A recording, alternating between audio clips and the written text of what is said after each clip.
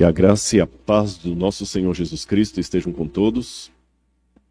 Eu estou muito feliz por nós estarmos sempre estudando aqui a Palavra de Deus. E você que está acompanhando de casa, eu espero que você esteja gostando do conteúdo, esteja aprendendo da Palavra Santa de Deus e tendo a certeza de que se esse livro for verdadeiro, como eu acredito que é, as promessas que ele contém serão também verdadeiras e poderão alcançar você e sua família.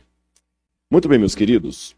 Recapitulando o que nós vimos ontem, eu queria convidá-los a abrir agora a Bíblia em Apocalipse.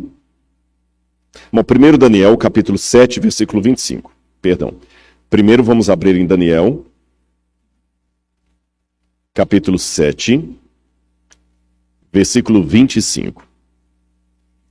E nós lemos aqui uma das coisas que o anticristo faria nos últimos tempos. Vamos recapitular os símbolos do anticristo que nós visualizamos aqui. Para Daniel, capítulo 7, o anticristo é um chifre pequeno, que cresce. E tem uma boca que fala blasfêmias contra Deus. No Apocalipse, capítulo 13, o anticristo é uma besta, um animal, que também tem uma boca que profere blasfêmias.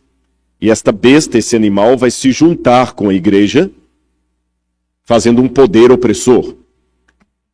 Na carta de João, esse ser é chamado de anticristo, que eu expliquei que é aquele que é contrário a Cristo e assume o lugar de Cristo. E Paulo fala que ele vem junto com a grande apostasia, que é a quebra de relacionamento com Deus e a revelação do iníquo, do filho da perdição. Vamos ler agora Daniel capítulo 7, versículo 25. Na minha tradução diz assim: Ele falará contra o Altíssimo, oprimirá os santos do Altíssimo e tentará mudar os tempos e a lei. Nós vimos ontem como é que os tempos e a lei foram mudados por Roma. Isso aqui já ficou claro. Agora no Apocalipse capítulo 13, vai dar um desenvolvimento maior sobre isso. Apocalipse, capítulo 13, vai falar sobre a marca da besta que será colocada sobre toda a humanidade. E Apocalipse capítulo 13, versículo 15 diz assim: Ele foi concedido poder para dar vida à imagem da besta, para que também a imagem da besta falasse e fizesse morrer todos os que não adorassem a imagem da besta. A todos os pequenos e os grandes, os ricos e os pobres, os livres e os escravos, faz com que lhes seja dada certa marca na mão direita ou na testa, para que ninguém possa comprar ou vender, senão aquele que tem a marca ou o nome da besta ou o número do seu nome. Aqui está a sabedoria. Aquele que tem entendimento calcule o número da besta, pois é número de ser humano. Esse número é 666. Nós lemos ontem aqui que o diabo, esse anticristo, ele é uma paródia de Deus. O que é uma paródia? Uma imitação barata, uma imitação vulgar. E eu fiz até um paralelismo comparativo com vocês aqui. Um falsificador de marcas, ele vai fazer uma bolsa da Louis Vuitton igualzinho à verdadeira, mas não da mesma qualidade. Ele vai usar material de segunda categoria, mas o bordado, o slogan, o símbolo ali é o mesmo da Louis Vuitton. Se você não tocar numa nem noutra, de longe, até um especialista não sabe dizer qual que é a Louis Vuitton, qual que é a falsificada. Mas quando você toca, você vê que o material não é o mesmo. É assim que o diabo faz com Deus, meus queridos. Ele imita a Deus, mas não a qualidade de Deus. E isso ele faz no Apocalipse várias vezes. Por exemplo, eu fiz menção ontem, mas eu quero ler hoje com os irmãos. Olhem aqui Apocalipse, capítulo 6, quando fala, capítulo 5, melhor dizendo, quando fala do cordeiro no trono de Deus, diz assim, Apocalipse capítulo 5, versículo 6. Então vi, no meio do trono de Deus, é claro, e dos 4 seres viventes, e entre os anciãos, em pé, um cordeiro que parecia que tinha sido morto. Ele tinha 7 chifres, bem como 7 olhos, que são 7 Espíritos de Deus. Agora vejam bem, o cordeiro parecia que tinha sido morto. Esfrazo é o verbo grego, dá a entender que ele foi degolado. O que João viu literalmente é como se fosse um cordeiro com a jugular aqui aberta, mas ele está vivo. Aí quando você vai para Apocalipse capítulo 13, que vai falar da besta, Apocalipse capítulo 13, versículo 3, a besta também tinha 7 cabeças. O cordeiro tinha 7 chifres, a besta tinha 7 cabeças. E uma das cabeças da besta parecia ter sido golpeada de morte, mas essa ferida mortal fora curada. Um cordeiro que está degolado, mas vivo, parece que a ferida foi curada, uma ferida de morte. Uma besta também que foi degolada, mas está viva. O cordeiro se assenta no trono de Deus o Pai. A besta se assenta no trono do dragão. Deus o Pai dá o poder para o cordeiro. O dragão dá o poder para a besta. Perceberam? O cordeiro tem os 7 olhos, que são 7 Espíritos de Deus que estão nele. A besta recebe o fôlego de vida que faz com que a sua imagem fale. Outra coisa mais. Vamos a Apocalipse capítulo 7. Apocalipse capítulo 7, versículo 2. Vi outro anjo que subia do nascente do sol, tendo um selo do Deus vivo.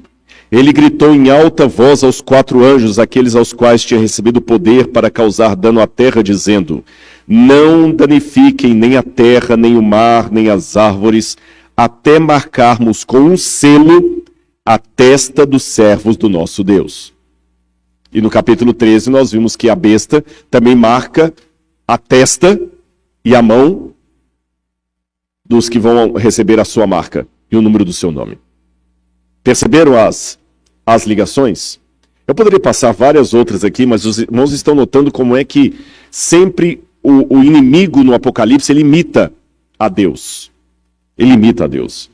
Agora, se ele imita a Deus, ele faz uma paródia até da ordem de Deus. E eu fiz menção ontem que no Antigo Testamento nós lemos 2 passagens, uma do Êxodo, outra do Deuteronômio, onde Deus mandou que os judeus tivessem um resumo da lei colocado por frontal entre os olhos, isto é, na testa, o teflim, e também na mão, que eu falei que hoje os judeus até amarram na mão esquerda.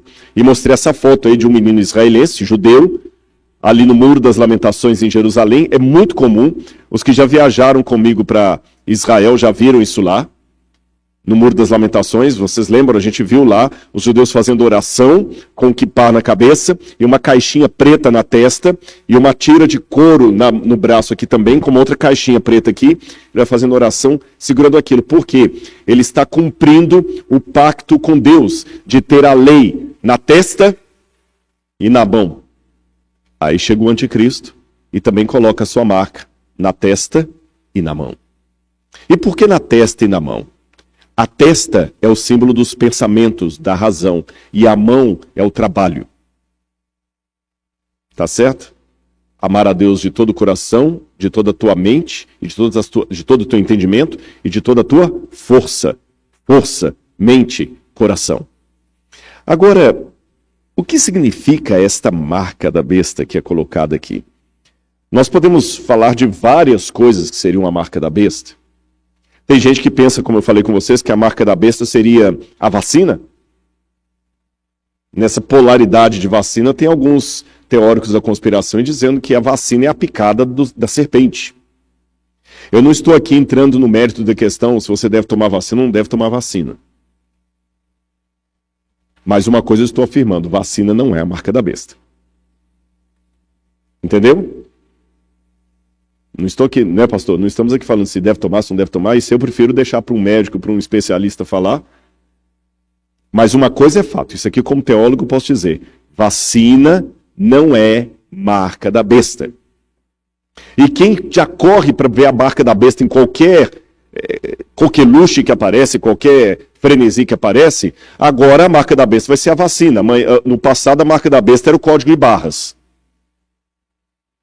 Tinha gente que estava se recusando a comprar coisa com código de barras, porque o código de barras era a marca da besta. Eu lembro que uma vez eu fui a uma igreja e tinha alguém lá defendendo que o código de barras era a marca da besta, que ia controlar todo mundo.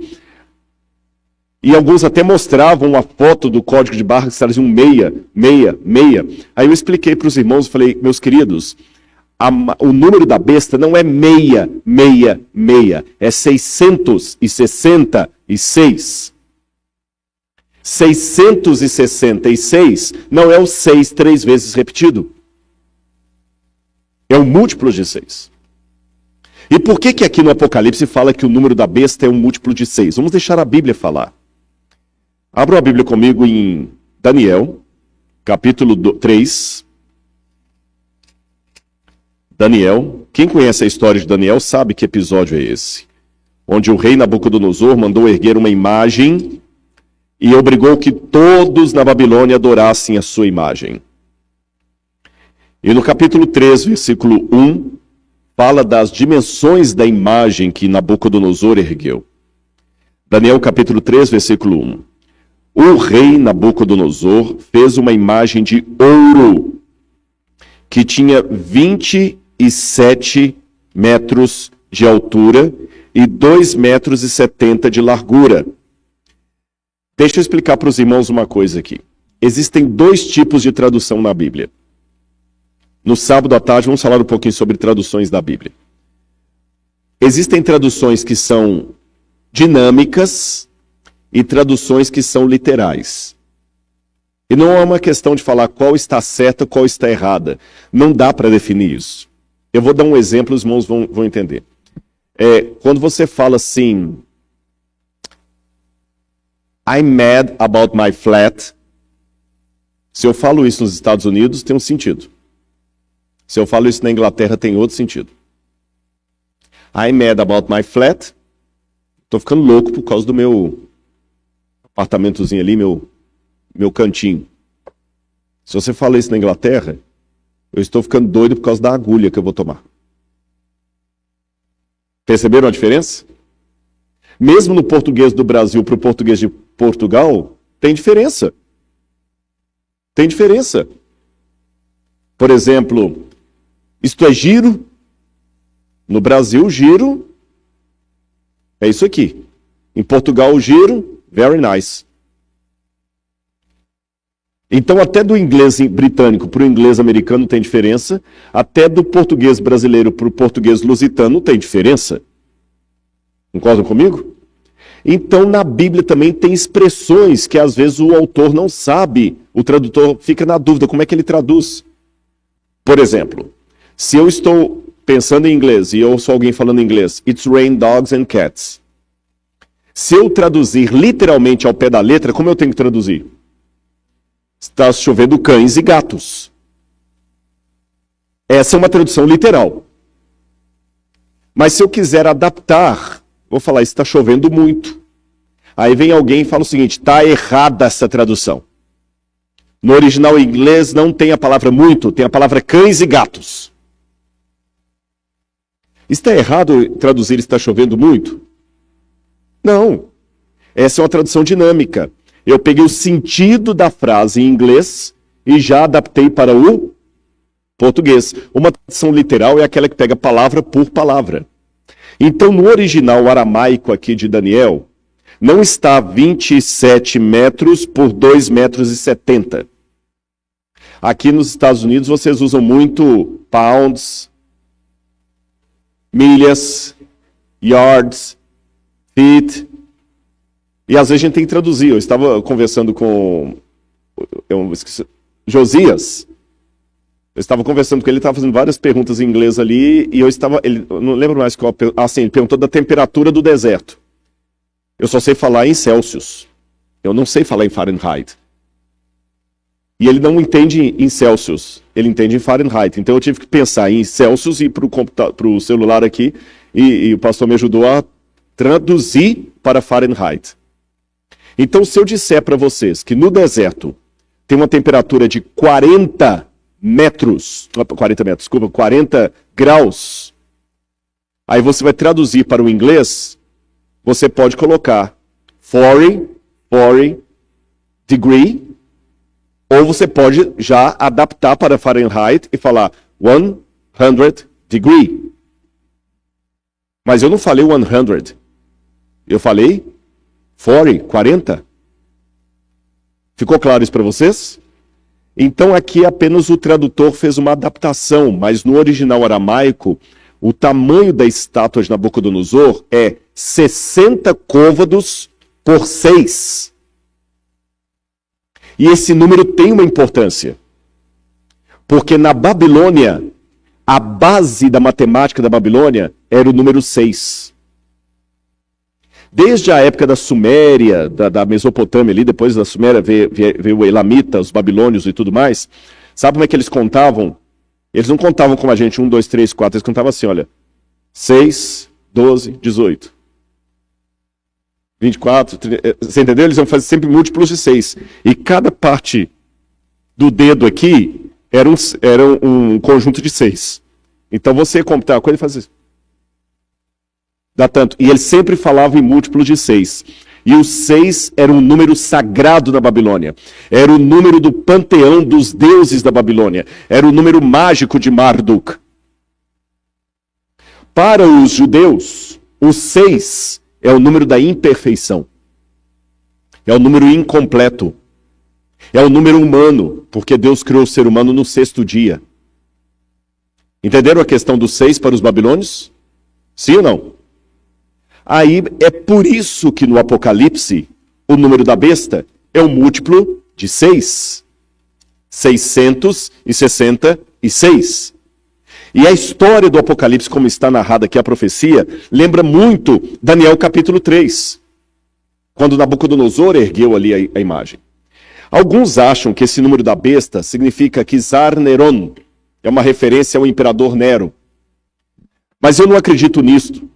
Em primeiro lugar, porque quem criou essa forma de estudar a profecia de maneira pretérita, a profecia é apenas um cumprimento no passado, foi um homem chamado Francisco Ribeira, que era um sacerdote católico, numa época em que os protestantes reconheciam a falha da igreja na Idade Média. Então, para poder tirar essa sombra da igreja, Francisco Ribeira criou um método de estudo do Apocalipse que a gente chama de preterismo. Ele fala o seguinte: o Apocalipse não tem nada a ver com o futuro. Ele se cumpriu todo no tempo de João. Então, a besta do Apocalipse é Nero, que perseguiu a igreja cristã.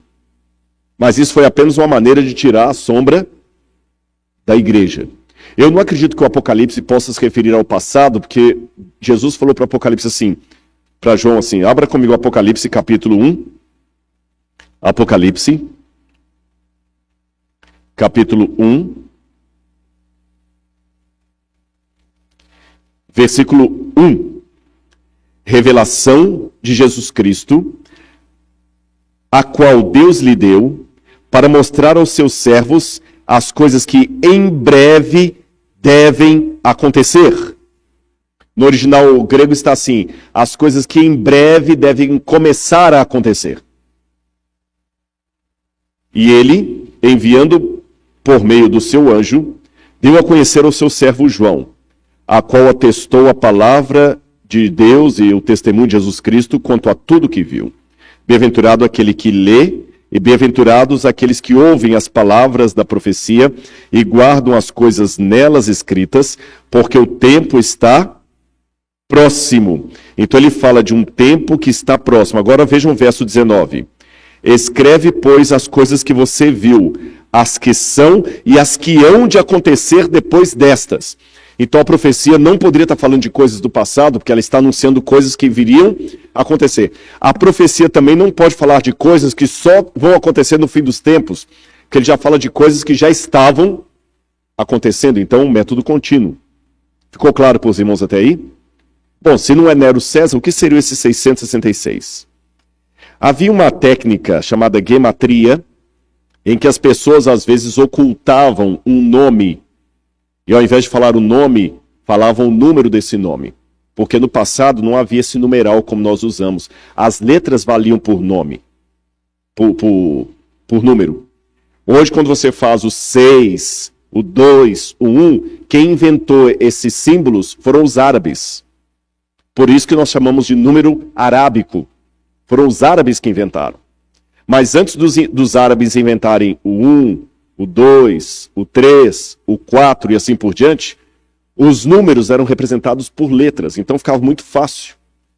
E de acordo com Irineu de Lyon, o autor da igreja cristã do segundo século, que foi evangelizado por Policarpo, que foi evangelizado por João, então ele conheceu o apóstolo João, conheceu alguém próximo do apóstolo João.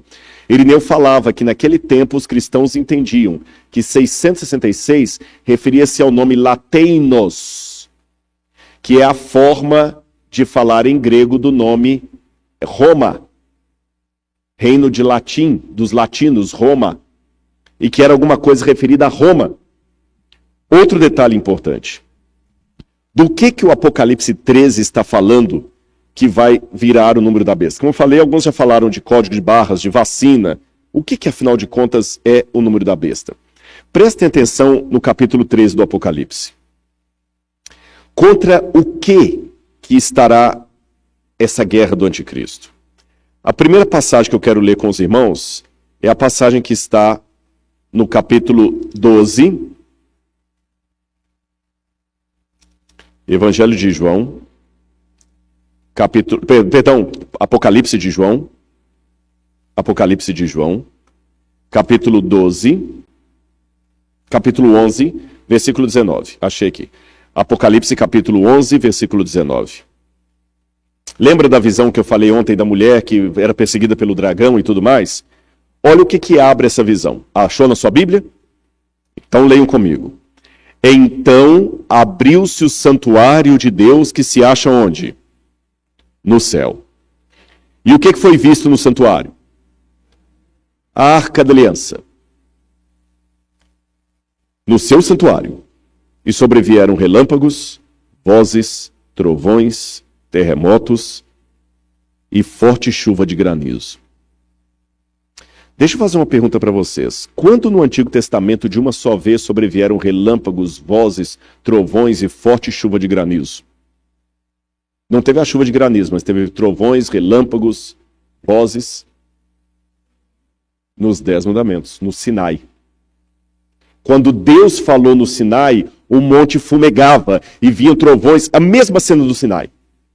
Segunda pergunta que eu faço para a igreja. O que é a Arca da Aliança? É a Arca de Noé?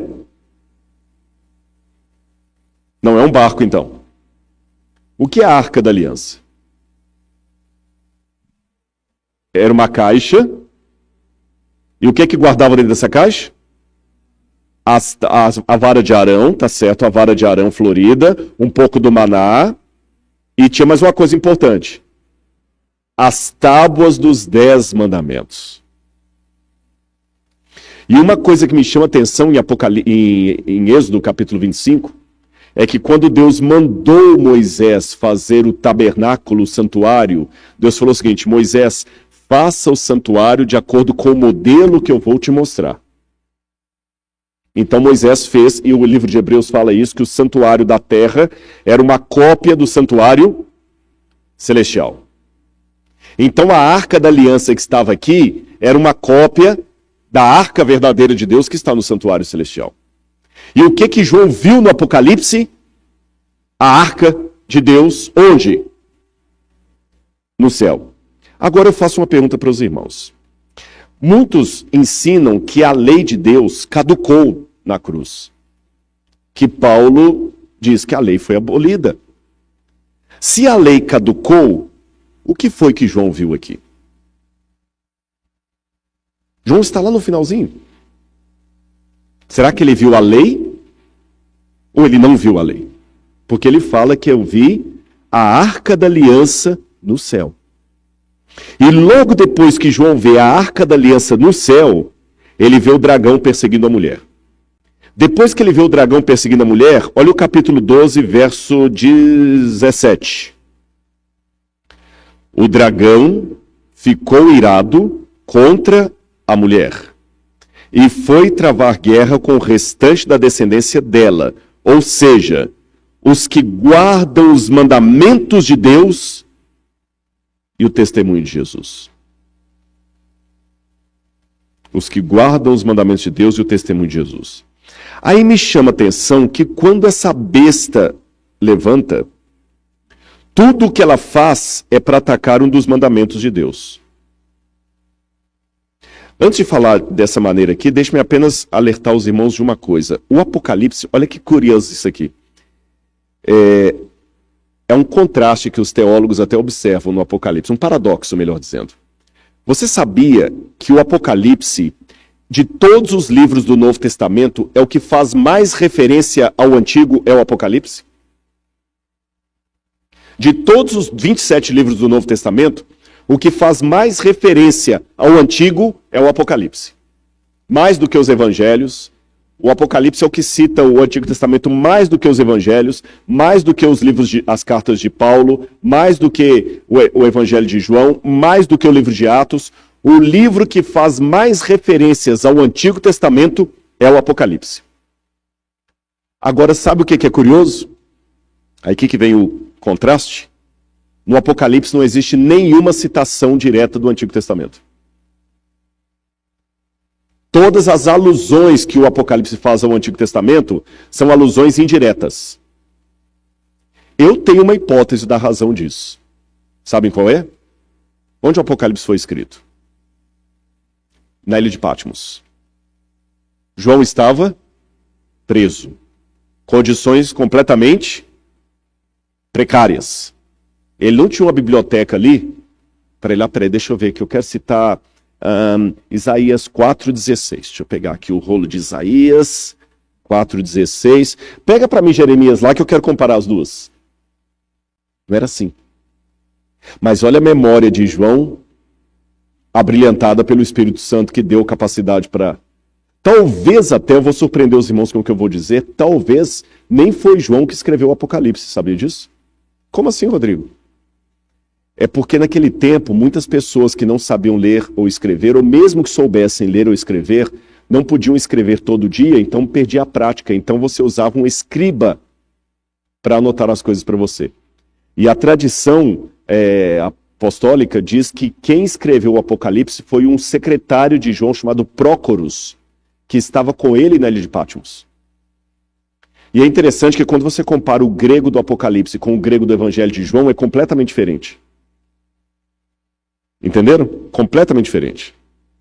Então é como se, assim, a diferença, por exemplo, entre o meu inglês e o inglês de vocês, que está todos os dias aqui. O inglês de vocês está muito mais aperfeiçoado do que o meu. Vocês estão todos os dias falando inglês, ouvindo inglês, conversando em inglês, lendo em inglês e tudo mais. O meu, se eu for agora fazer um sermão em inglês, eu tenho que treinar primeiro. Não vem tão automático assim. É a mesma coisa, a pessoa podia saber ler e escrever, mas não está escrevendo todo dia. Então João talvez usou ali um escriba, mas esse escriba anotava o que João dizia. E o Espírito Santo tomava João de tal maneira que João se lembrava das passagens do Antigo Testamento e ia citando, mas em forma de paráfrase. Então você encontra as alusões ao Antigo Testamento assim, de maneira indireta. Vocês compreendem? De maneira indireta. Igual, por exemplo, os animais de Daniel capítulo 7 aparecem aqui no capítulo 13, na besta. E os 10 mandamentos estão citados também aqui no capítulo 13 de maneira indireta. Como ele cita todo o Antigo Testamento, quer ver? Por exemplo, olha o que a besta faz. O capítulo 13, versículo 1, final. Diz que sobre as cabeças da besta tinha nomes de quê? Blasfêmia. Isso me lembra o quê? Onde é que estava escrito que não devemos blasfemar? Nos mandamentos de Deus. Concordam comigo? É nos mandamentos de Deus. Outra coisa aqui. Diz que o verso 4. E adoraram o dragão porque deu sua autoridade à besta. Também adoraram a besta, dizendo, quem é semelhante à besta? Quem pode lutar com ela? Onde na Bíblia está dizendo que não podemos adorar ídolos? Não terás outros deuses diante de mim. Aí, na continuidade, diz que a segunda besta faz uma imagem para a primeira. Quer ver aqui, olha. Capítulo 13,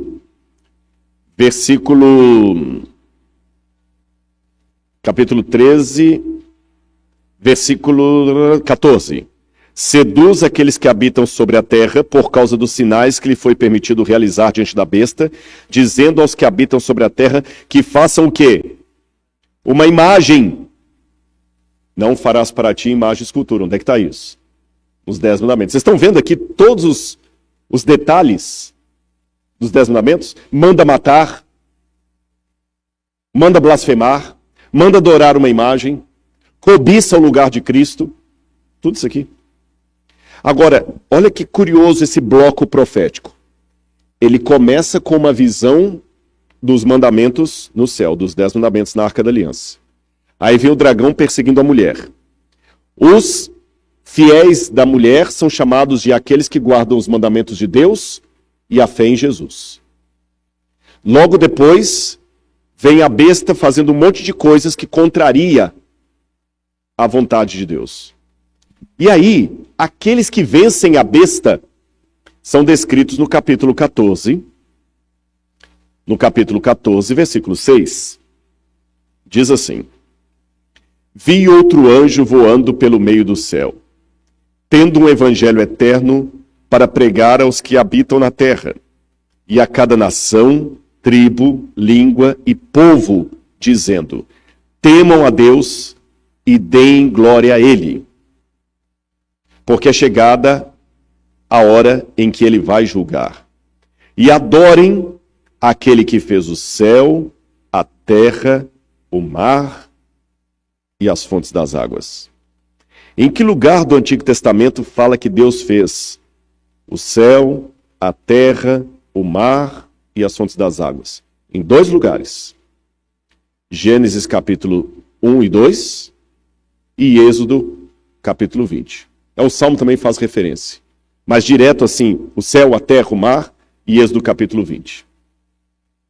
Onde fala para guardar o sábado como lembrança de que Deus fez o céu, a terra e tudo mais. E tem uma coisa que me chama atenção, irmãos.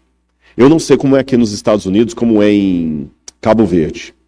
Mas no Brasil, geralmente, os documentos, quando você assina um contrato com alguém, eu fiz uma firma com você, no final, você tem que fazer em cada folha um visto, e no final você tem que assinar e reconhecer firma. Você vai num cartório e ele bate um carimbo provando que aquela assinatura é sua mesma. Essa assinatura geralmente vem no final do contrato.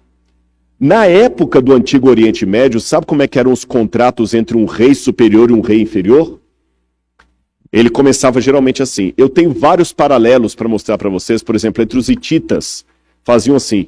Eu vou fazer o Eric, por exemplo. Vamos supor que eu sou o rei superior. O Eric é o rei vassalo. Aí, os contratos que a gente encontra na arqueologia trazem assim. Ó Eric, eu sou o rei Rodrigo,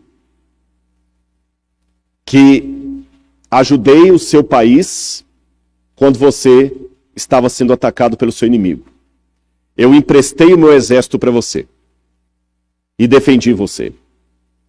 E agora então faço com você um acordo, uma aliança. Você não deverá fazer isso, você não deverá me atacar, você deverá me pagar imposto, você deve fazer isso. Eu dou uma série de cláusulas para ele.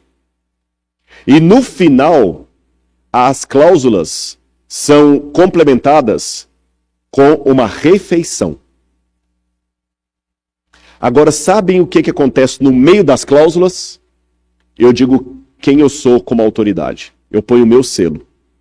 Pena que eu esqueci de trazer essa foto para vocês, senão eu vou mostrar. Eu mostro amanhã a foto de um tablete com inscrição cuneiforme e no meio está o selo. Aí no meio das cláusulas eu digo assim, porque eu, Eric, sou o rei todo-poderoso de Boston.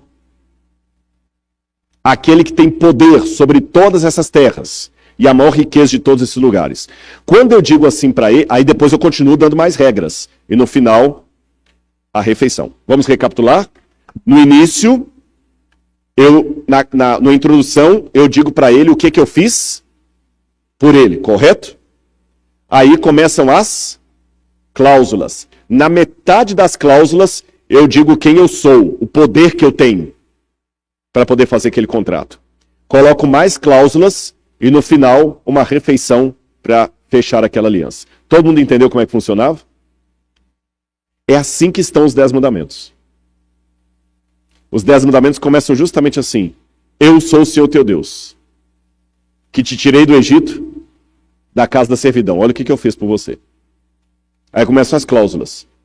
Vamos lá, Êxodo capítulo 20. É bom falar e ler no texto bíblico, às vezes a gente fala de cor e não pega tudo. Olha aqui. Estas são as palavras que o Senhor Deus falou. Aí o 20, perdão, podem achar primeiro.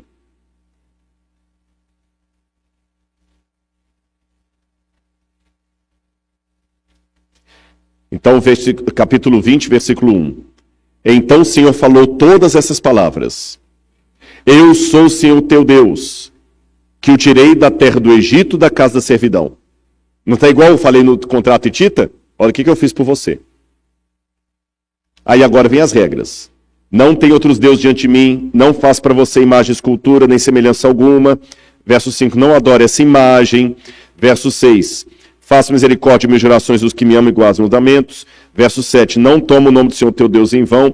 Isso aqui é interessante também, porque nesses contratos, eu esqueci de mencionar, sempre tem assim, faça isso, e se você não fizer, tal coisa vai te acontecer. Sabe, e aqui também tem assim, né? Porque eu faço misericórdia, etc. Aí quando chega no verso 8, lembra-te do dia do sábado para o santificar. 6 dias trabalharás, farás toda a tua obra, mas o 7º dia é o sábado do Senhor teu Deus. Não farás nenhum trabalho. Aí no verso 11, o texto interrompe as regras para colocar o selo. Quem é que está falando aquilo? Porque em 6 dias fez o Senhor os céus, a terra, o mar e tudo que neles há, e ao 7º dia descansou. Por isso o Senhor abençoou o dia de sábado e santificou. Aí começam as regras de novo. Honra teu pai e tua mãe, etc, etc. Não mate, não adultere, não furte, não dê falso testemunho, etc, etc. Vocês viram, no coração dos mandamentos está o selo, aquele que diz quem Deus é.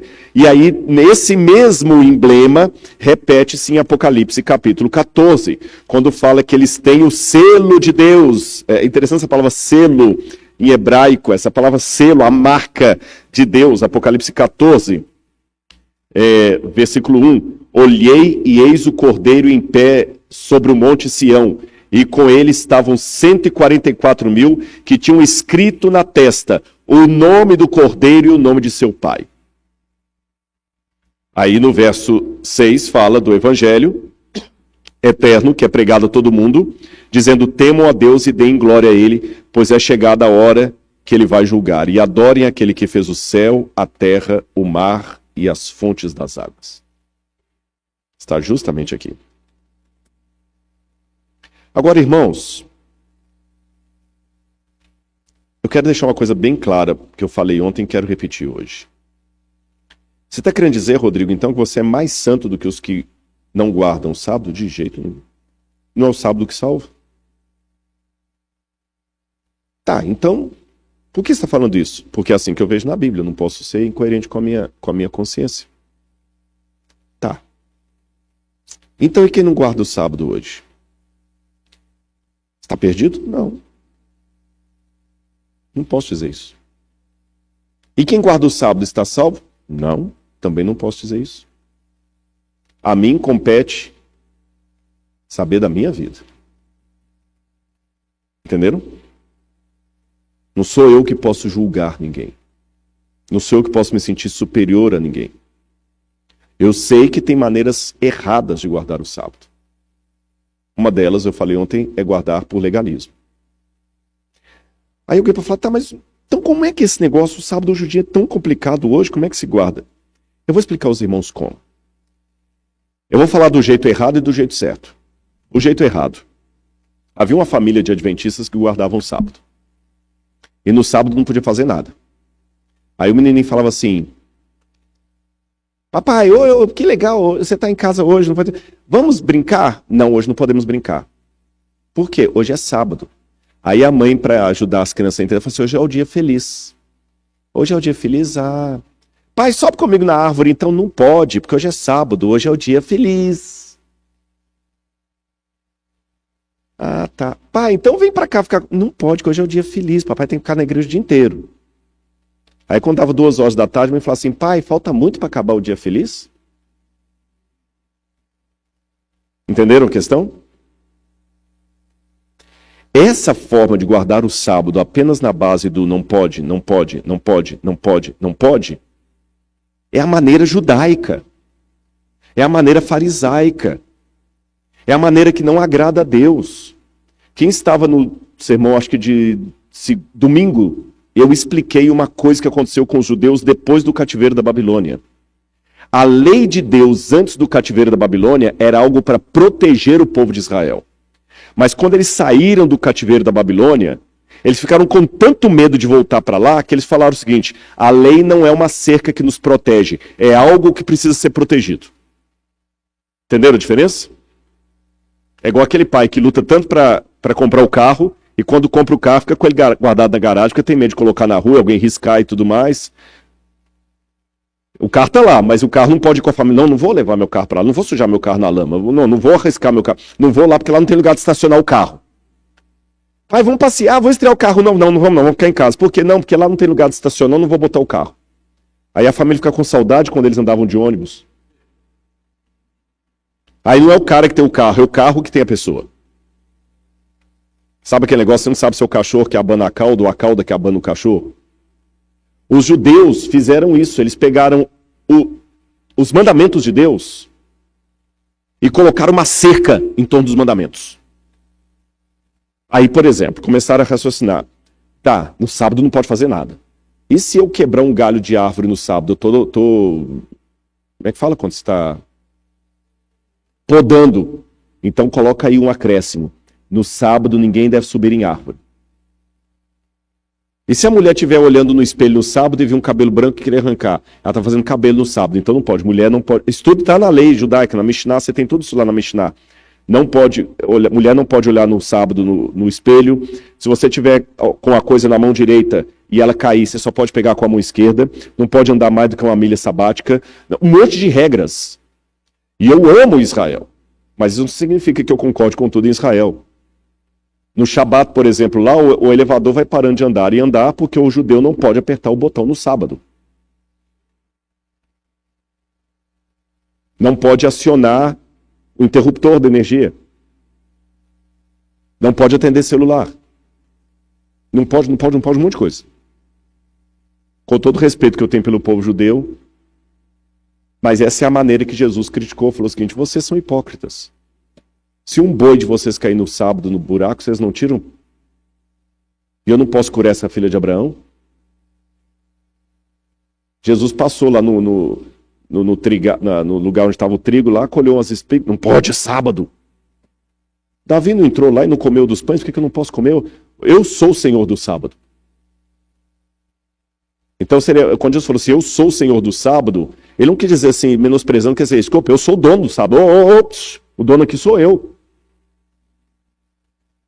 Igual uma vez eu vi um vídeo desse aí de uma rádio lá em Belo Horizonte, lá que um deputado era dono da rádio, o radialista chamou o opositor dele para a rádio lá, para dar uma entrevista. Ele entrou, falou assim, não, fulano de tal não vai falar aqui hoje não. Ei, peraí, desculpa, eu estou no meu programa aqui, você não pode entrar. Assim, por que eu não posso? A rádio é minha. Eu sou o dono da rádio. Eu tenho que pedir licença para entrar na minha rádio? Então quando ele falou o seguinte, eu sou o dono do sábado, eu sou o Senhor do sábado. Eu sou Deus. Esta é a maneira errada. Outra maneira errada de guardar o sábado é ser exclusivamente adventista no 7º dia. Eu não confunda adventista do 7º dia com adventista no 7º dia. Porque a minha vida é a única doutrina adventista que muita gente está lendo lá fora. A primeira doutrina adventista que muita gente vai ler lá fora é a vida do adventista que trabalha com ele. Entenderam? Me sentir superior. Não é por aí. Agora, qual seria uma maneira que eu considero correta de guardar o sábado?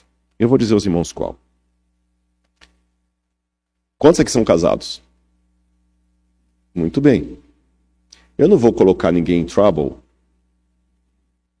mas eu espero que você se lembre da data de aniversário do seu casamento.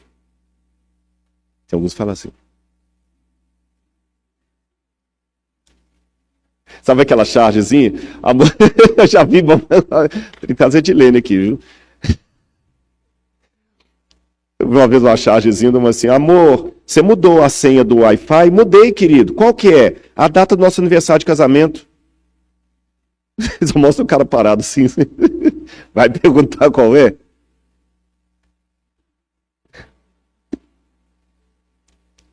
Eu pergunto a vocês. Eu não jogo bola. Mas se eu jogasse bola, Deus não me deu esse dom. Acho que quando eu distribuí os dons ali, o jogo de futebol estava fora. É pecado, é errado num casamento um homem jogar bola? Não é errado. Meu amor, eu vou jogar bola com meus colegas. Tudo bem, meu querido. Ele não está traindo. Agora, no dia do aniversário do casamento, ela acordou, preparou um café da manhã todo gostoso. Ele pega a chuteira, passa na mesa, pega uma torrada. Amor, vou sair para jogar bola com meus amigos. É certo? É certo? Mas vocês não acabaram de falar que não tem problema o homem jogar bola no casamento? Ah, não no dia do... Por que só a mulher que respondeu isso? Os homens ficaram calados agora? Vocês estão então me dizendo que tem coisas que não é que elas em si são erradas, mas para aquele dia não são apropriadas. Só isso. Mas deixa eu continuar na minha reflexão aqui. O dia do aniversário do casamento só tem sentido numa única e exclusiva condição. Qual é? Se você vive bem com a sua esposa 364 dias do ano. Se você está feliz no seu casamento, se você está amando a sua esposa, se sentindo amado por ela, se você está bem com ela 364 dias do ano, quando chega no dia do aniversário de casamento, você comemora o quê? É o aniversário em si? O que você comemora no dia do aniversário de casamento? Os outros dias que você viveu? Porque se você não vive bem com ela, no dia do aniversário de casamento não tem o que comemorar. Perdão, não tem o que comemorar. Entenderam onde é que eu estou querendo chegar? O aniversário, a comemoração, não tem sentido nela mesma, mas no que acontece fora dela. O sábado só tem sentido se eu andar com Jesus domingo, segunda, terça, quarta, quinta e sexta. Aí quando chega no sábado, eu comemoro os outros dias que eu andei com Jesus. Mas se o sábado é o dia religioso, ele é um fim em si mesmo, aí perde a graça. Então, de certa forma, todos os dias são dias de Deus, não é só o sábado. Como o dia do casamento são todos os dias do ano. Não é isso? Quais são os dias do casamento? Todos, mas tem um que é especial. É o da comemoração. Todos os dias são de Deus, mas tem um que é especial. É o dia que você diz para o mundo que você tem um Criador. E esse assunto da criação é tão sério, irmãos. Hoje eu não vou entrar nesse mérito aqui por causa do tempo. Eu teria que dar um outro estudo sobre isso. A cronologia da profecia mostra que tudo isso iria durar até o século XVIII, quando a ferida mortal seria dada sobre o papado. E em 1798, 1776 é a independência americana. 1798, o general Berthier prendeu o Papa a mando de Napoleão. E aí o mundo começou a ser despertado para o estudo da Bíblia. Foi a partir daí que as sociedades bíblicas começaram a cruzar o mundo, os missionários começaram a ser enviados, e foi a partir daí que começou o revivamento do estudo de Daniel e Apocalipse. Em todo o mundo. em todo o mundo. Agora, o mais curioso que foi justamente no século XVIII que começam também os movimentos contrários a Deus, século XVIII e XIX. Aí que começam os primeiros que vão desembocar em Charles Darwin, em 1850, falando que, na verdade, nós não temos criador, nós somos frutos da evolução das espécies. Foi justamente no século XIX que vem Karl Marx pregando o materialismo dialético que não tem julgamento divino, que o paraíso é aqui, a sociologia, Emile Durkheim, a utopia possível, o paraíso é aqui. Lembra que o diabo sempre faz o paralelo? Ficou claro para os irmãos até aqui onde é que eu estou querendo dizer? E a Bíblia mostra isso, irmãos, está aqui no Apocalipse. Todo o elemento que eu vejo aqui aponta bem claro para a adoração. O grande problema no dia que a besta colocar a sua imagem é quem que eu adoro, o anticristo ou a Cristo. É isto. Agora, me chama a atenção também no Apocalipse que essa besta é um poder mundial. Porque fala que todos, exceto o fiel povo de Deus, todos receberão a marca da besta. Exceto aqueles que forem fiéis. Mas será que isso é possível hoje? Eu sei que hoje nós vivemos numa situação, deixa eu mostrar só algumas imagens para vocês, que muita gente coloca isso aí, olha. De 1898 até 2030, quem domina o mundo são os Estados Unidos da América. Mas de 2030 até uma data que ninguém sabe, quem dominará o mundo será a China. Esta será a nova superpotência. Só que eu não vejo espaço para a China na profecia. Eu vejo espaço para Roma. E os Estados Unidos também. Mas para a China, não. Mas, Rodrigo, mas está errado. Tudo está indicando que é a China. Deixa eu contar para vocês uma coisa. Esse cavaleiro que está aí, ele foi uma figura interessante, porque ele lutou no exército de Hitler, mas nunca deu um tiro. Franz Hazel, pai do Gerhard Hazel, que foi um grande teólogo falecido, e o seu filho, Michael Hazel, que é um arqueólogo muito famoso lá do Tennessee. Franz Hazel era um homem cristão, e ele não aceitava matar. Ele passou a guerra toda com um revólver de madeira na cintura e não deu um tiro.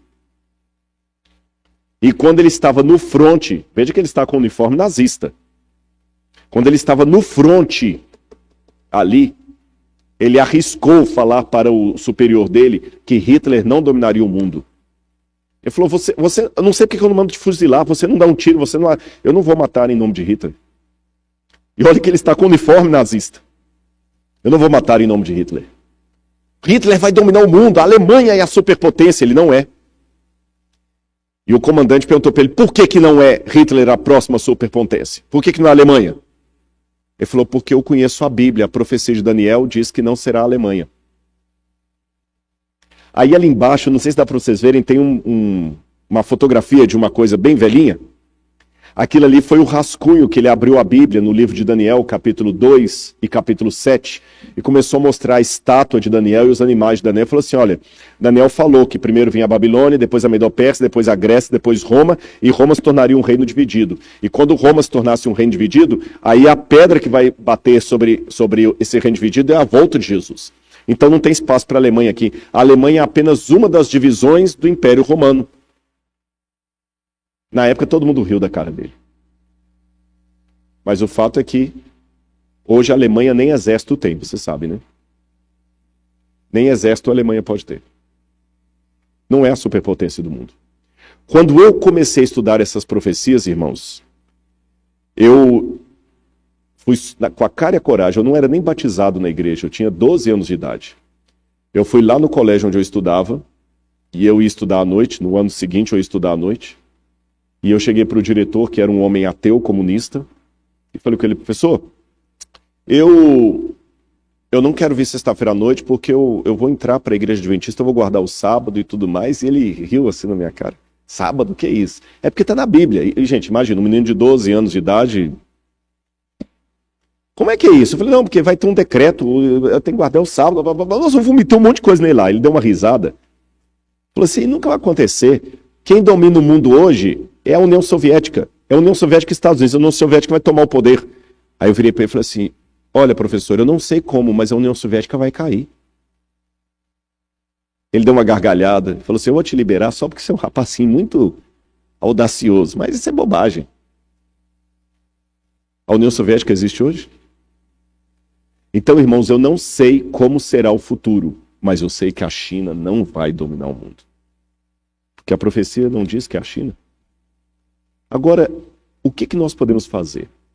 Antes de falar desse livro aí para os irmãos, deixe-me colocar uma diferença entre o que eu vou apresentar aqui e as teorias da conspiração.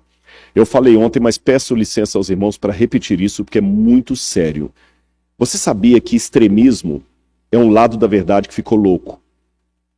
Heresia é a mesma coisa. Heresia é um lado da verdade que ficou louco. Por exemplo, há alguns textos da Bíblia que falam que Jesus é Deus. Mas eu posso enfatizar tanto a divindade de Jesus que eu nego a encarnação, que ele se tornou homem. Há textos na Bíblia que falam que Jesus era homem, verdadeiramente homem. Eu posso enfatizar tanto esses textos que eu nego que ele era Deus. Há textos na Bíblia que falam que nós somos salvos pela fé mediante a graça. Eu posso enfatizar tanto a graça que eu nego as obras. Há textos que falam das obras. Eu posso enfatizar tanto as obras que eu nego a graça. Então, heresia é um lado da verdade que ficou louco. A teoria da conspiração é a mesma coisa. Cuidado com a teoria da conspiração. E eu vou dar algumas dicas para vocês aqui para perceberem um teórico da conspiração. E quando você perceber, nem dê bola. Teórico da conspiração geralmente cria alarde em cima de nenhuma fundamentação teórica. Você fala assim, qual a prova do que você está falando? As provas que ele mostra não são provas documentais de livros sérios. Ele mostra recorte de jornal, revista, ou então alguém que ouviu alguém. É sempre assim. Ele nunca mostra o dado. Todo teórico da conspiração geralmente é assim. Ele vai fazer uma palestra para você e fala o seguinte, não, porque existem jesuítas infiltrados na igreja. Existe jesuíta? Existe. Como é que você sabe? Como é que você prova isso? Não, porque alguém que ouviu alguém que tinha um primo que era padre, uma vez confessou para ele que tinha jesuíta na igreja. Sabe aquelas histórias que acontecem sempre à distância, com ninguém... Não, porque uma vez um pastor estava vendendo um livro na comportagem, ele bateu na casa de um padre, e o padre falou com ele, rapaz, cuidado que nós temos muitos jesuítas infiltrados na igreja. Quem que é esse pastor? Quem que é esse padre? Não tem como averiguar. Vocês entenderam o que eu estou querendo dizer? Não tem como averiguar, é igual a história de disco voador.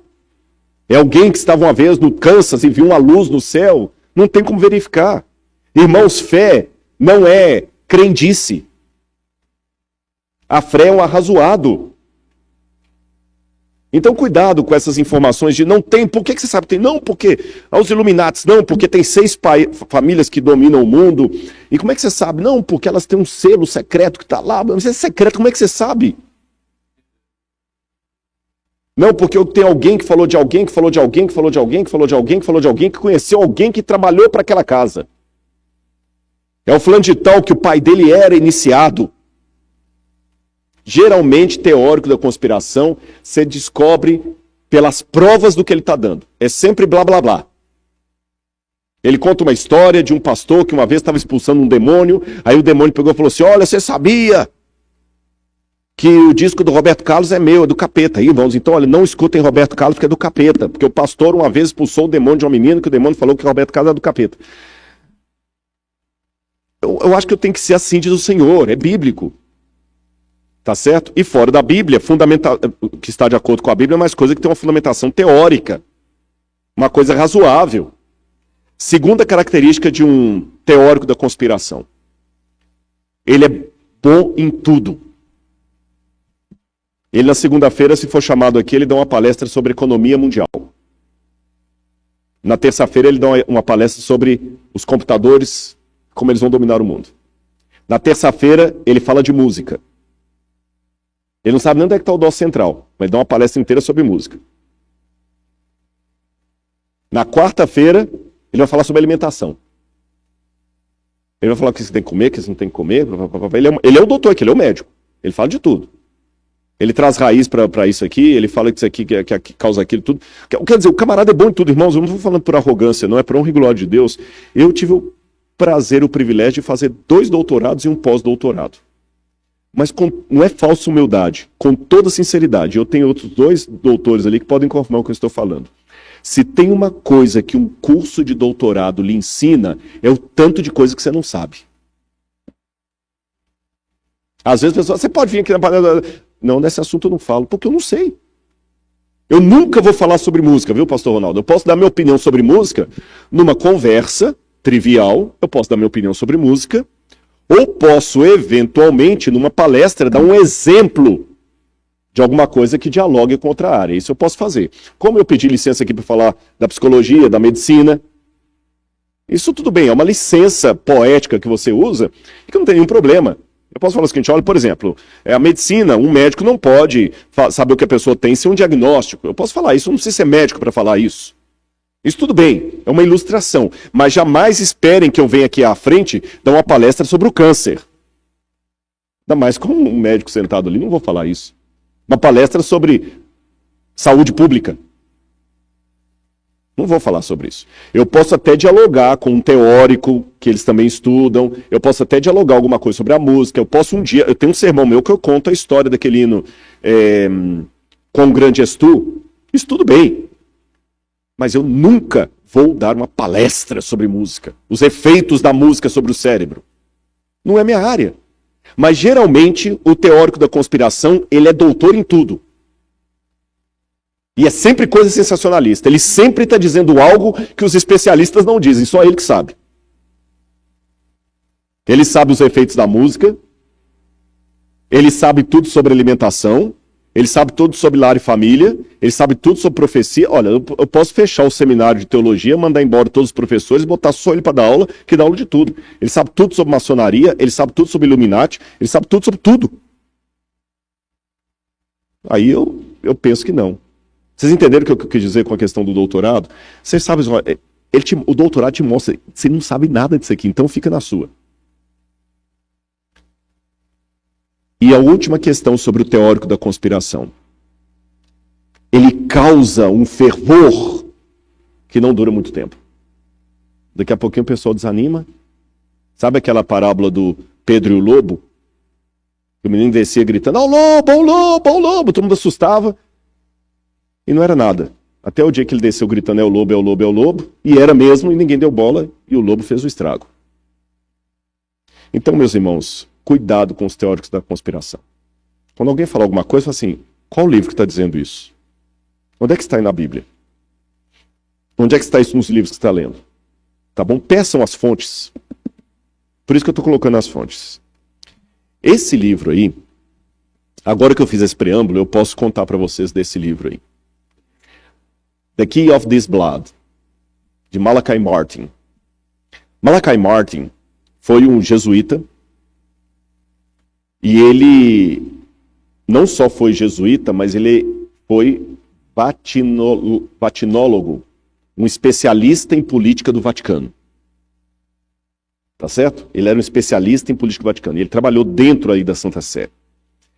E ele escreveu esse livro, The Key of This Blood, que inclusive é um livro publicado pela Doubleday, que é uma editora que tem como principal cliente a Igreja Católica.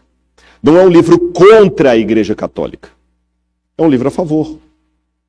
Um livro que recebeu os parabéns do Papa e de um monte de gente lá. E nesse livro, The Key of This Blood, ele conta que um dos segredos de Fátima, sabe que Fátima apareceu em Portugal, Maria apareceu em Portugal, na cidade de Fátima, então tem os 3 segredos que deu para os 3 pastorzinhos ali, pastorinhos. E a Lúcia, que era a única que estava viva, ela recebeu e ela falou para o Papa.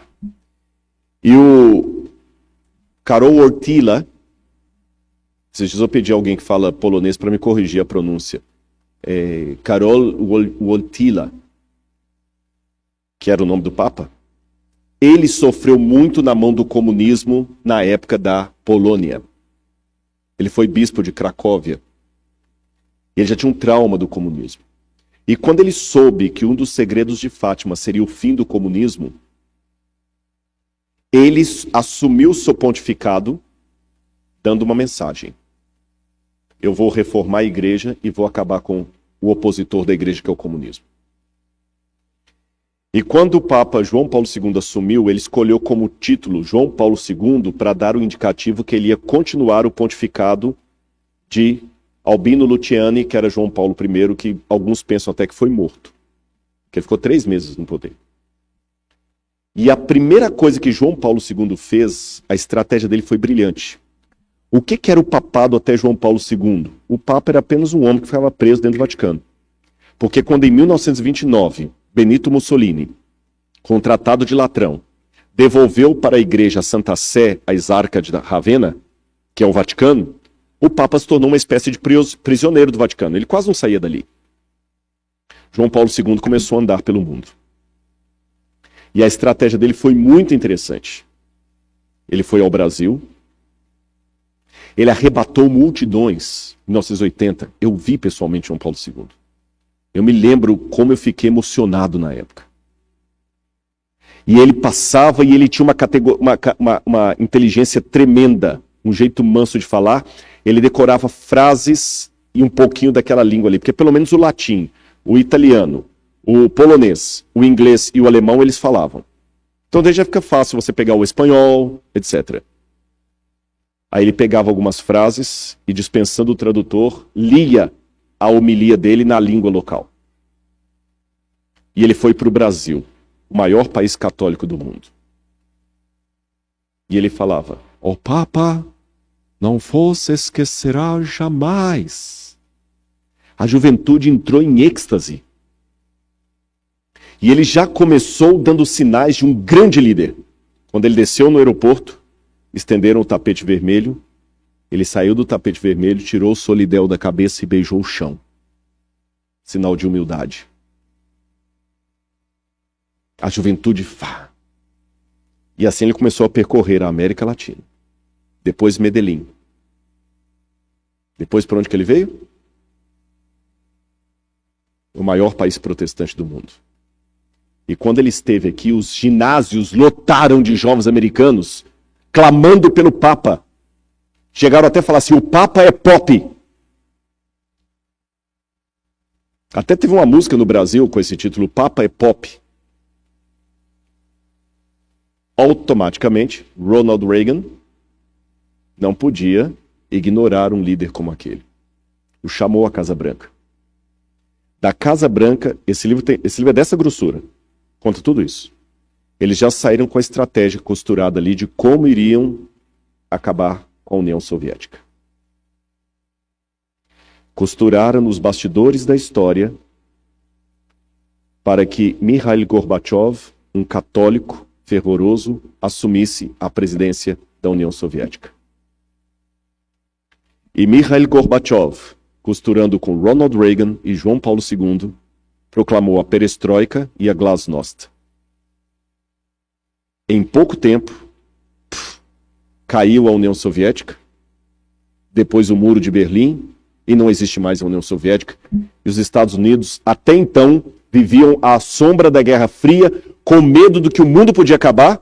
Os que viveram antes disso lembram. E nem um tiro foi dado por ninguém, e nem os repórteres acompanharam.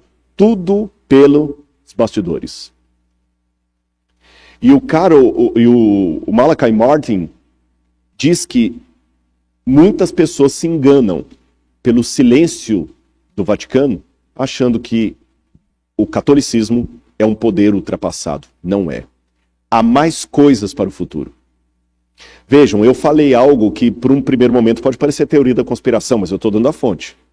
E esse livro não é o único não, é apenas um, mas é uma bibliografia. Não é um livro só, não. Como mineiro, eu digo assim, as pesquisas que eu faço são um queijo de várias vacas. Não tem assim, qual que é o livro que você lê para poder... Não tem um livro, são vários. São 1000 páginas de leitura para 10 minutos de palestra. Mais recentemente, Zygmunt Bauman, um dos maiores teóricos do século XXI, que morreu recentemente, que criou o conceito de sociedade líquida e ateu e comunista,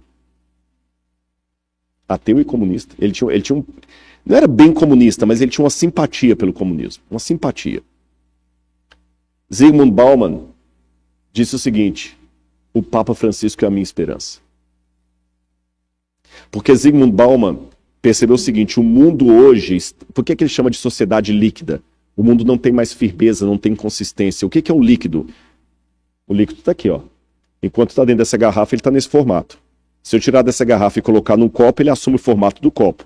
Se eu tirar do copo e colocar num prato, ele assume o formato do prato. Mas se eu quebrar o prato, o líquido derrama, ele não tem consistência. O mundo hoje não tem consistência, a família não tem consistência, os filhos não têm, o mundo está perdido. Só que Bauman está chegando à conclusão que ele não tem solução para o mundo, mas quando ele teve um encontro com o Papa Francisco, ele falou: esse homem.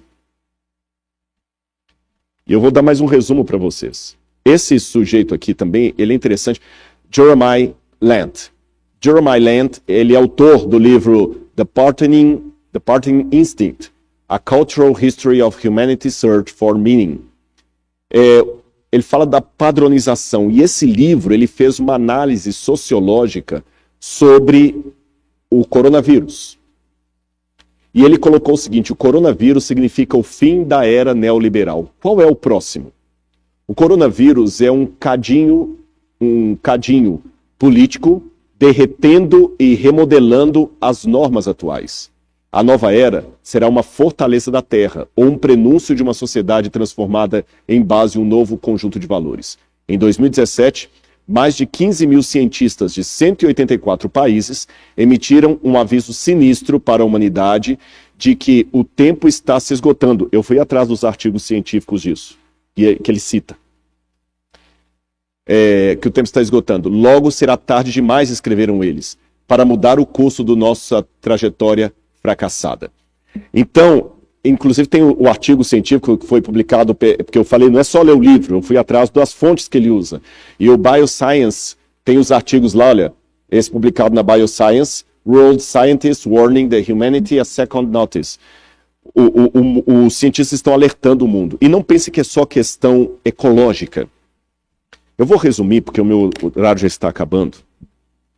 Sabe o que está acontecendo no mundo hoje?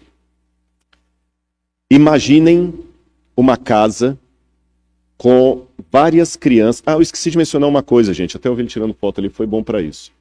Não, mas o que eu falei, você me ajudou aqui agora. Há vários dias que eu estou ensaiando dizer para vocês que eu vou deixar os PowerPoints da semana todos salvos no computador da igreja, e quem quiser pode pegar lá, tá bom? Traga só um pendrive, eu não sei se o pastor tem que mandar por e-mail, ele é pesado, não sei se vai por e-mail. Mas se alguém trouxer um pendrive, eu posso dar todos os slides para vocês, viu? Obrigado, pode tirar foto à vontade também, não estou recriminando não. Mas é que às vezes, puxa, ele passou o slide, eu queria tomar aquele versículo aqui, aquela passagem ali, aí vocês tragam um pendrive, eu era para ter dito isso desde anteontem, eu esqueci, agora que eu vi ele tirando foto, lembrei disso, tá bom? Eu não tenho ciúme de PowerPoint não, tem gente que não gosta, mas para mim não, posso dar à vontade, clique nos links lá, etc. Lembrando, é claro, que eu só estou dando aqui uma pinceladinha das bibliografias, mas continuando o que eu estava dizendo, imagine por um instante uma casa cheia de objetos cortantes, objetos inflamáveis, pontiagudos e 5 crianças hiperativas dentro dessa casa, sem nenhum adulto para colocar ordem no cenário. Já imaginou a tragédia? Sangue para todo lado. Pois essa parábola que eu acabei de criar aqui agora, isso é uma parábola. É a maneira mais didática que eu encontro para explicar para vocês, à base de tudo que eu tenho lido dos acadêmicos, qual é o futuro, qual é o estado atual do mundo. Leiam também esse livro do Yuval Harari, 21 lições para o século XXI. Esse livro, A Estrada para o Futuro, do Bill Gates, que é mais antigo, e outros mais que eu poderia citar aqui. Eu vou dizer para vocês qual o significado das crianças hiperativas numa casa com objetos cortantes, pontiagudos e inflamáveis. A primeira criança imperativa que está... E lembrem, crianças que estão numa casa sozinhas sem nenhum adulto, nenhum pai para botar moral. É um perigo, não é? Primeira criança imperativa do mundo. Internet. Quem controla? Ninguém. E a pior ameaça para o seu filho pode estar no quarto dele, no computador ou no celular. Lembra da baleia azul? Ensinando as crianças a suicidar? Na internet você pode colocar de pedofilia a armas nucleares. Você pode ensinar na internet. Isso que eu não estou entrando na Deep Web. A Deep Web é pior ainda. A Deep Web é como se fosse o basement da internet, onde os hackers conseguem entrar para se reunir e ali eles fazem de tudo. De tudo. E cada dia que passa você sabe que o seu destino está sendo controlado por algoritmos de internet. Eu recomendo vocês, eu não coloquei a imagem ali, que assistam também o documentário O Dilema das Redes. Em português é O Dilema das Redes, eu não sei como está em inglês. Se alguém conseguir achar o nome em inglês aí, eu posso passar em inglês. Em português é O Dilema das Redes. Vou dar um exemplo para você. Você já entrou em alguma página que fala assim, você tem que clicar assim, I'm not a robot. Aí você clica ali. Qual que é o nome em inglês? The Social Dilemma. The Social Dilemma. Aí você clica lá, eu não sou robô.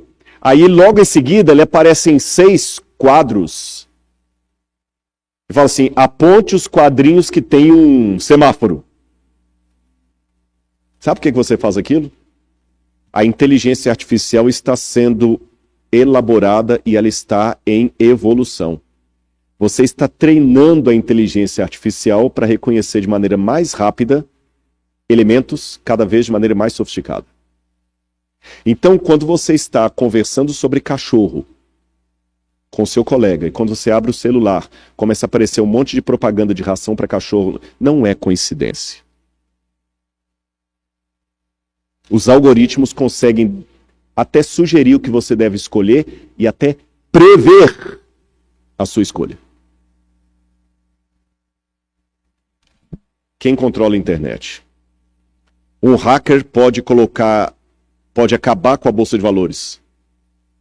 Hoje fala-se muito do cyber security, mas eu queria falar do terrorista, cyberterrorismo, terrorista cibernético. Primeira criança, internet. Quem controla? Ninguém. Segunda criança, ecologia. Eu sei que se eu entrar no mérito aqui, a Amazônia é do Brasil ou não é do Brasil, isso dá uma polêmica. Mas o fato é o seguinte, se a Amazônia pegar fogo, o mundo inteiro passa aperto. Se os Estados Unidos não diminuírem a emissão dos gases, as calotas vão derreter.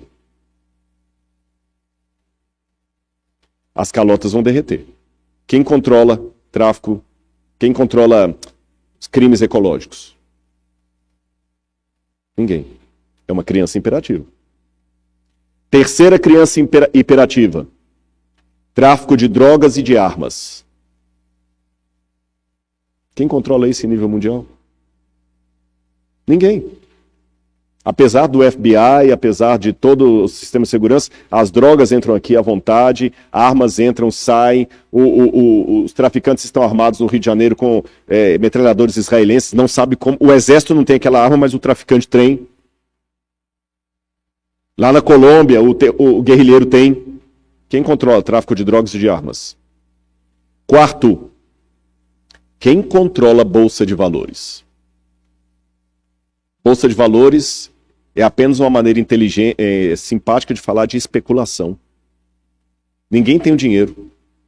Por isso que os economistas estão vendo que, em pouco tempo, a economia do mundo vai quebrar. Por isso que já estão sinalizando criptomoedas, moedas que não são mais baseadas no lastro do ouro, do Tesouro Nacional, porque ninguém controla. Uma declaração de um ministro faz cair a Bolsa de Valores, faz o dólar aumentar no Brasil ou diminuir. Um vírus como esse aí, e pode ter certeza, boa parte da crise econômica que o mundo mergulhou por causa do Covid não foi uma crise real, foi uma crise especulativa. Vai faltar trigo. Todo mundo entrou em desespero. Começa a estocar, corre para o mercado. Quem controla? Se cair a Bolsa de Valores em Tóquio, você nunca foi lá, mas você pode perder o seu emprego aqui porque caiu a Bolsa de Valores de Tóquio. Vocês notaram essas crianças que estão soltas no mundo? O que é que nós precisamos? Esqueça a profecia por um pouquinho. Vou até fechar a Bíblia. O que é que nós precisamos para controlar essas crianças? Um adulto com moral. Em outras palavras, o mundo precisa de um governo único. Não é uma questão que eu acho ou deixei de achar. Tem que ter. Entenderam? É uma questão do médico que falou o seguinte, olha, sua coluna esfarelou. Eu não estou perguntando se você quer ou não quer ser operado, você tem que ser operado. E agora? A veia do coração entupiu. Não estou perguntando se você quer ou não quer. Tem. Não é a sua opinião que estou perguntando, estou te dando informação. É apenas saber quando e quem vai assumir. Tem que ter um governo único. Uma vez que eu falei isso na internet, alguém falou assim, Rodrigo é globalista. Não, não sou. Eu estou apenas admitindo uma realidade. E esse governo único vai ter que fazer a magia de manter a soberania nacional de cada país conjugada ao interesse global. Porque nós não podemos nos dar ao luxo mais de ser brasileiros, americanos, chineses ou ingleses. Porque o que cada país faz afeta o mundo inteiro. Então precisamos de leis universais, governo mundial, para controlar bolsa de valores, para você não ser ameaçado por causa da declaração de um ministro lá atrás, para controlar a alta dos preços ou a baixa dos preços, alguém que consiga controlar a internet de tal maneira que você não tenha problema com um camarada com um site lá em Taiwan, mandando pornografia para sua filha em Washington. Alguém que consiga falar com o governo, pare com as emissões de gás e o governo tem que obedecer. E a ONU não... Esqueça a ONU nunca fez esse papel, a ONU é apenas um emblema, uma figurinha, a ONU não tem moral para nada. Tanto é que a ONU não conseguiu resolver nenhum problema dos palestinos com os israelenses. Então o que estão se costurando agora? Assim como na época que Malachi Martin falou, estavam buscando um governo mundial, perdão, a queda do comunismo, agora também, enquanto eu estou falando, reuniões estão sendo feitas. Eu não sei quais, porque se eu soubesse quais, eu teria que ter uma fundamentação, senão eu caio na teoria da conspiração. Eu sei que coisas estão acontecendo. Quais, eu não posso prever os detalhes. Mas tudo está acompanhando para um governo único. E o que me chama a atenção no Apocalipse, é que eu termino, é que o anticristo, diferente dos outros governos, esse será um governo mundial. Que vai controlar tudo. Minha dica para você. Quando você vir que esse governo está mundial, ligue o pisca-alerta. Se houver uma lei que, por exemplo, ninguém pode abrir nada no domingo, eu não vejo problema, não abro. Na Bíblia não tem nada me obrigando a abrir no domingo. Agora, quando alguma lei, seja ela qual for, se interpuser entre um mandamento de Deus e a decisão do governo, posso lhe dar um conselho de irmão? Desobedeça. Questão de vacina, não tem nada na Bíblia que me obrigue a vacinar ou não vacinar. Então, cada um tem. O pastor falou um dia num vídeo que deu uma polêmica, e é isso, né? Olha, você tem o direito de não contaminar, a gente tem o direito de não querer ser contaminado. É uma questão de consciência. Aí eu prefiro não vacinar, eu não quero, tô com medo, eu não sei como é que é esse negócio aí, não vou vacinar meu filho. Vou vacinar meu filho sim, eu confio no que estão falando. Não tem nada na Bíblia que esclareça, pode ou não pode. Vocês estão entendendo o que eu quero dizer? Mas a Bíblia tem claro que eu não posso adorar outros deuses diante de Deus. Se o governo emplacar, agora a religião nova é essa, cuidado. Fique com os olhos abertos. Mas lembre de uma coisa. Você só vai ter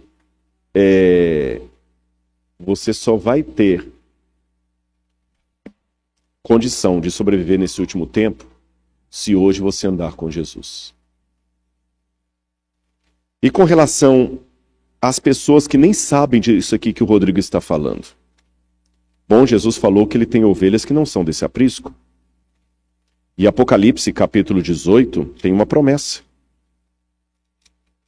Apocalipse, capítulo 18. Depois dessas coisas, vi descer do céu outro anjo que tinha grande autoridade. A terra se iluminou com a sua glória.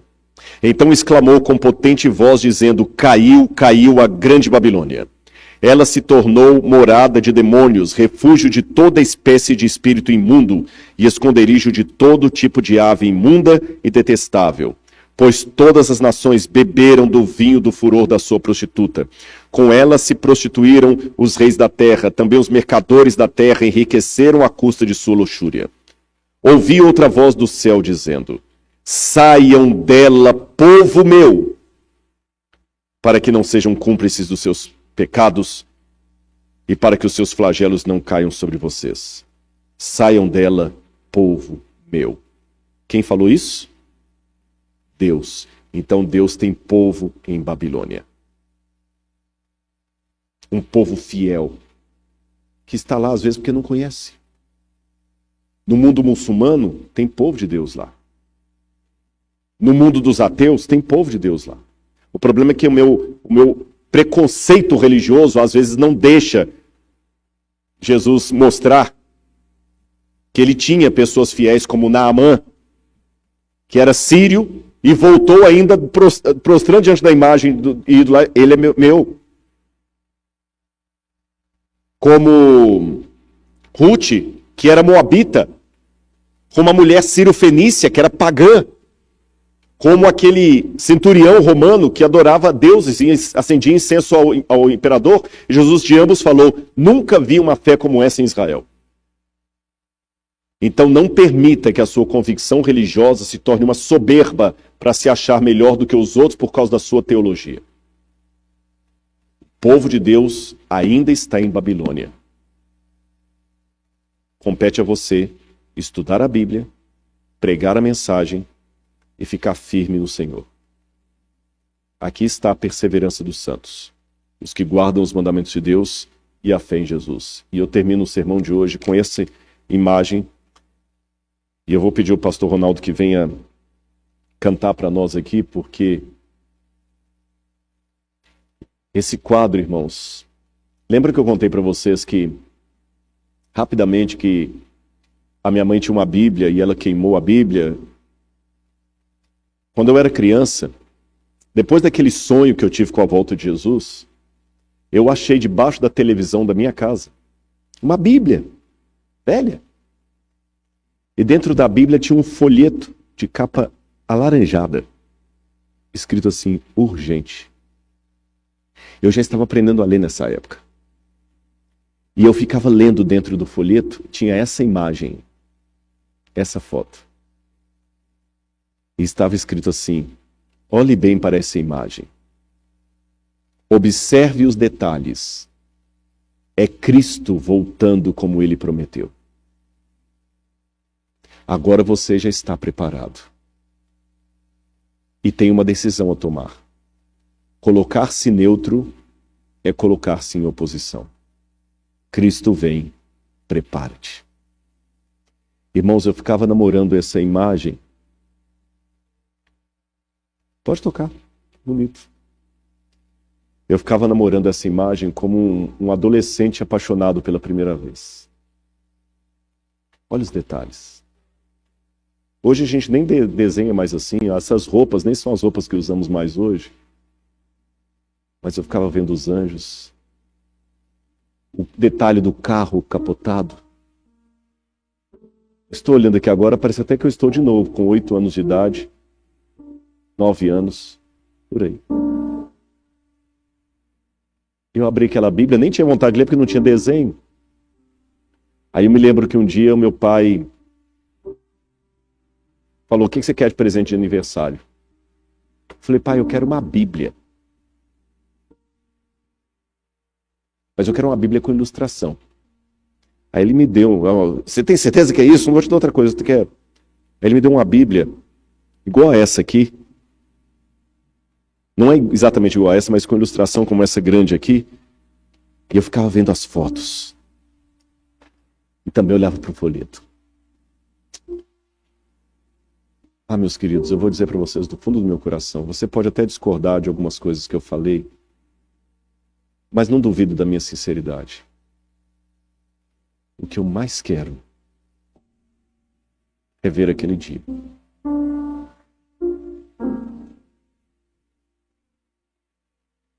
Eu peço a Ele, Senhor, se eu estiver enganado em alguma coisa, perdoa-me, porque eu estou fazendo com muito amor por Ti.